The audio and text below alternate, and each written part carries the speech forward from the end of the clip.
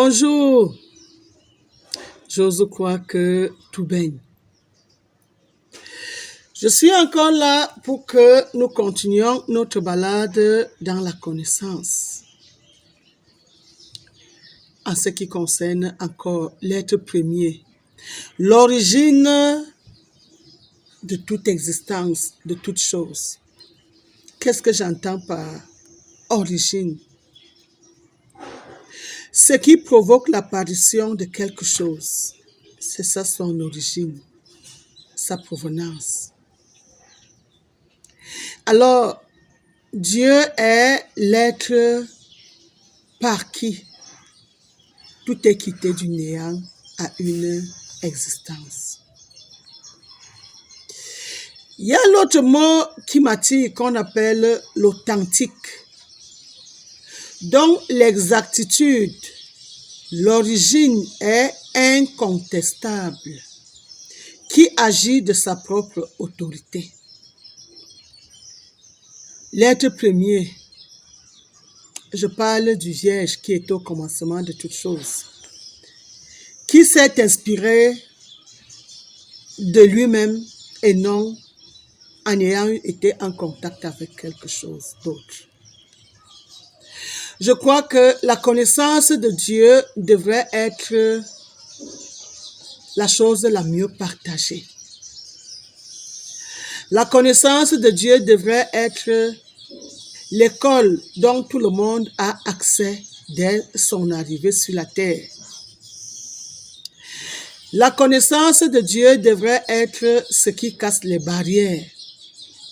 Barrières d'ethnie, barrières de race, barrières de sexe, barrières d'âge, barrières des avoirs ou des compétences, parce que nous tous, Dieu est notre origine. Dieu est notre source.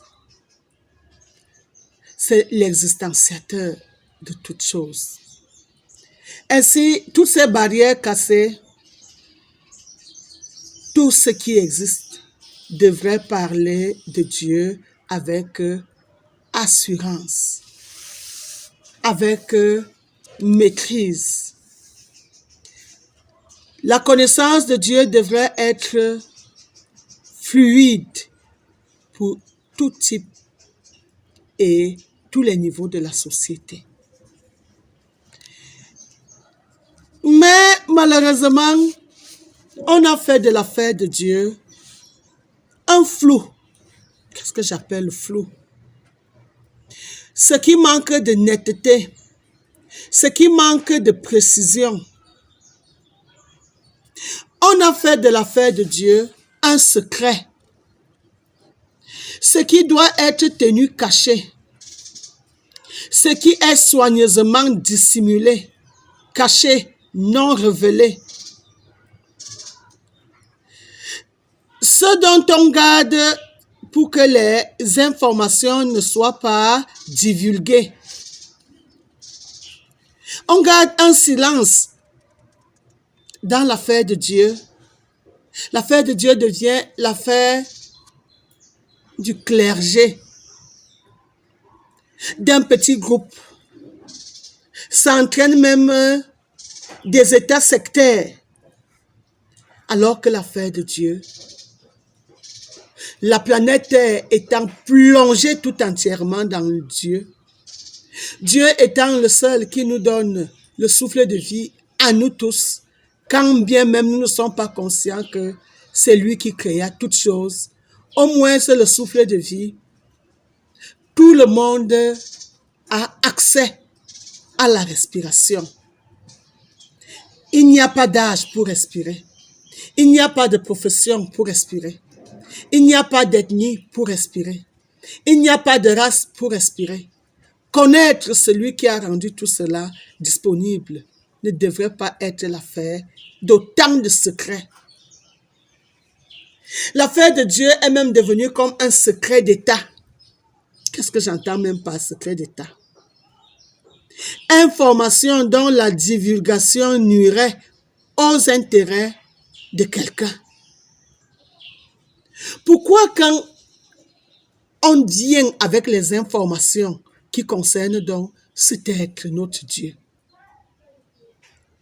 on devient plutôt attaqué? J'ai reçu des coups de fil du type « on va te réduire au silence ». J'ai reçu des coups de fil du type « on va te faire taire ». Qu'est-ce que vous êtes en train de cacher? S'il y a déjà secret, c'est qu'il y a cachette. Et s'il y a cachette, ce qu'on veut soustraire à la vue, empêcher de voir. Et si on cache quelque chose, ça veut dire qu'il y a un mal. Vous êtes en train de cacher quelque chose de mal. En réalité, le fait que Dieu soit entré en contact avec moi fut ma plus grande joie. Je me suis dit, cette fois-ci, la connaissance de Dieu ne va plus être un mystère. Nous tous, nous allons avoir accès à notre source, à l'être premier là. Quand il vient à nous, il a dû voir qu'il y avait trop de barrières. Et il a cassé ces barrières. Il a cassé le mystère. Et il veut et il souhaite que ses œuvres apprennent à connaître d'où ils viennent, qui a eu ce potentiel géant pour les créer. Je ne savais pas que cela m'entraînerait des ennemis jusqu'à vouloir me réduire au silence. C'est pas vrai. À partir du moment où on veut me réduire au silence, je comprends que j'ai touché à un domaine qui était trop conservé. Pour quel but? Pourquoi cacher la connaissance de Dieu à ses œuvres? Pourquoi empêcher à l'humain à se rapprocher de son auteur, de celui qui détient le secret de sa création, de celui qui détient le projet de ce pourquoi il existe, de celui qui détient l'initiative de sa création, de celui qui détient même la responsabilité de ce pourquoi nous sommes sur cette planète Terre. Être humain, caché dans l'ombre, qui trouve que révéler la connaissance de Dieu de cette façon est plutôt s'attaquer à leurs intérêts. Quel intérêt avez-vous qui dépasse la vie et la survie de l'espèce Homo sapiens et de la survie de la planète qui nous porte, notre substrat? Mais il y a déjà des intérêts très égoïstes dans ce monde. Ah, ça ne peut être que le programme d'un imposteur. Qui je peux appeler imposteur? Personne qui se fait passer pour quelqu'un d'autre. L'usurpateur de titres, l'usurpateur d'identité, le mystificateur, c'est lui qui trouve que si tous les mystères sont mis à jour, ce qu'il détient et qui l'amène à faire le chantage à l'humanité, ce pouvoir va disparaître. Je comprends sa peur. Je comprends sa panique. Ça veut dire que vous avez voulu substituer Dieu. Ah, que veut dire substituer? Mettre en lieu et place de quelqu'un ou de quelque chose. Remplacer l'original et avoir une copie. Mais quelqu'un d'autre ne peut pas être la copie de Dieu. Dieu n'a pas de copie. Dieu est seul, seul, original. Il n'a pas de copie.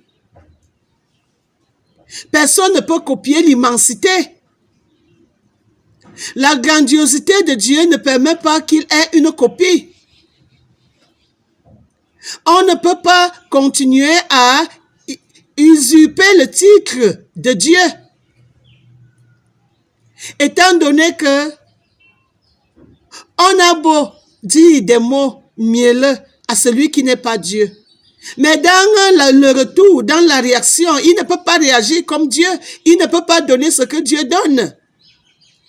Qu'il reçoive les louanges comme il les aime. Mais ces louanges ne lui sied pas parce qu'il n'est pas Dieu.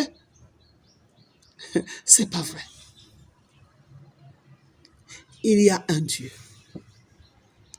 Lorsqu'on me dit par exemple, tel est sorti du tombeau et on l'a adoré.